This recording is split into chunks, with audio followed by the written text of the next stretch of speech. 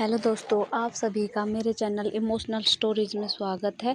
आज मैं आपको जो हनुमान है ना, उसके बारे में बताऊंगी। हनुमान, पवन पुत्र हनुमान, आप सभी जानते हैं, अंजनी का लाला।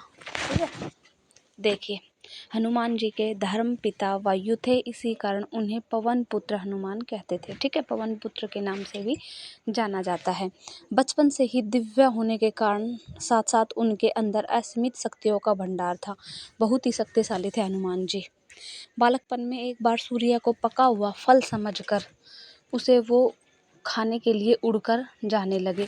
उसी समय इंद्र ने उन्हें रोकने के प्रयास में वज्र से प्रहार कर दिया। वज्र के प्रहार के कारण बालक हनुमान की जो जो ठुड्डी थी वो टूट गई और वे मूर्छित होकर धरती पर गिर गए। इस घटना से कुपित होकर पवन देव ने संसार भर में वायु के प्रभाव को रोक दिया, जिसके कारण सभी क्या किया, उन्होंने रोक दिया उसको। तो सभी प्राणियों में हाहाकार मच गया। वायु देव को शांत करने के लिए अनंत इंद्र ने अपने द्वारा किए गए वज्र के प्रभाव को वापस ले लिया। साथ ही साथ अन्य देवताओं ने बालक हनुमान को कई वरदान भी दिए। यद्यपि वज्र के प्रभाव ने हनुमान की ढुड्डी पे कभी ना मिटने वाला चिन्ह, जो चिन्ह होता है ना, वो छोड़ दिया। तदुपरांत जब हनुमान को सूर्य के महाज्ञानी होने का पता चला तो उन्होंने अपने शरीर को बड़ा करके सूर्य की कक्षा में रख दिया और सूर्य से विनती की कि वो उन्हें अपना शिष्य स्वीकार करे। मगर सूर्य ने उनका अनुरोध से कहकर अस्वीकार कर दिया कि चूंकि वो अपने कर्म स्वरूप सदैव अपने रथ पे भ्रमण करते रहते हैं, अतः हनुमान प्रभावपूर्ण तरीके से शिक्षा ग्रहण नहीं कर पाएंगे। सूर्यदेव की बातों से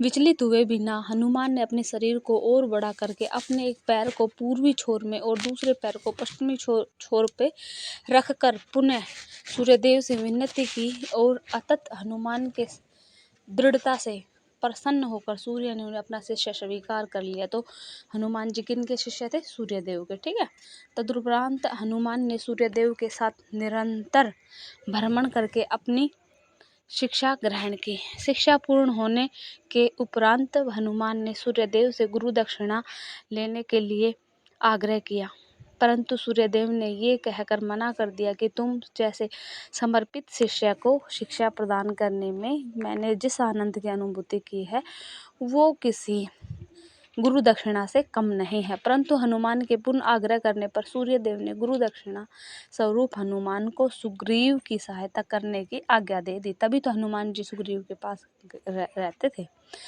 ठीक है, हनुमान के इच्छानुसार सूर्यदेव का हनुमान को शिक्षा देना सूर्यदेव के अनंत अनादि नित्य अविनाशी और कर्म साक्षी होने का वर्णन करता है।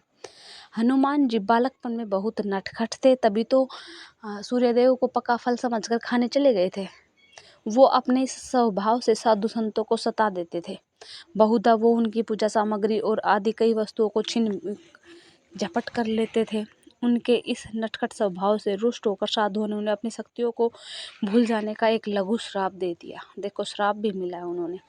इस श्राप के प्रभाव से हनुमान अपनी सब शक्तियों को अस्थायी रूप से भूल जाते थे और पुनः किसी अन्य के स्मरण कराने पर ही उन्हें अपनी असीमित शक्तियों का स्मरण होता था। ऐसा माना जाता है कि अब अगर हनुमान श्राप रहित होते तो रामायण में राम रावण युद्ध का स्वरूप पृथक न्यारा ही होता।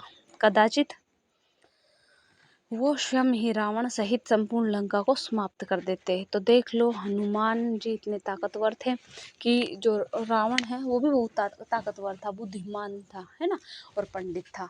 लेकिन क्या उन्होंने, क्या उनकी जो बहन थी शूर्पणखा, उनके लिए उन्होंने सीता मैया को उठा लिया। और जब उन्होंने मर्यादित नहीं रहे रावण, तब अपना कुल का नाश कर लिया।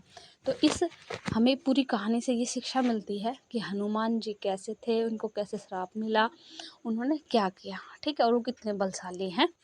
ठीक है, तो ठीक है दोस्तों, अगर आपको मेरी इस पूरी कहानी में या इन सभी बातों में कुछ भी असामान्य लगा तो प्लीज़ कमेंट में बताएं, और कुछ अच्छा लगा वो भी कमेंट में बताएं। और कुछ भी अगर आपको कोई कहानी सुननी है, आध्यात्मिक, पौराणिक या फिर वैसे मजाकिया, ठीक है, तो आप मेरे पास कमेंट करें कि दीदी इसके इस तथ्य पर या इस टॉपिक के ऊपर आप ये कहानी लेके आएँ, तो मैं ज़रूर लेके आऊँगी, कोशिश करूँगी। ठीक है दोस्तों, अगर आपको मेरी वीडियो पसंद आए तो प्लीज़ लाइक करें और अपने सभी दोस्तों के साथ शेयर करें और सब्सक्राइब भी करें।